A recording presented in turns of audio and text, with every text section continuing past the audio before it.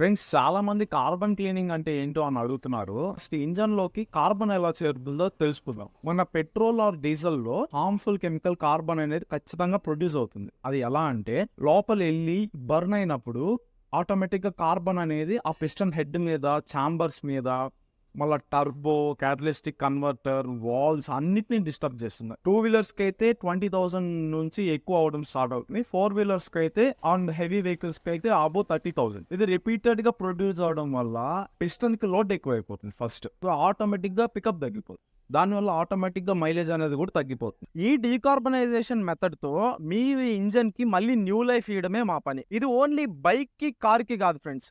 100cc నుంచి 10,000cc వరకు ఏ vehicle కైనా సర్వీస్ చేస్తే 5 ప్రాబ్లమ్స్ 1 సొల్యూషన్ అని చెప్తాను ఫ్రెండ్స్.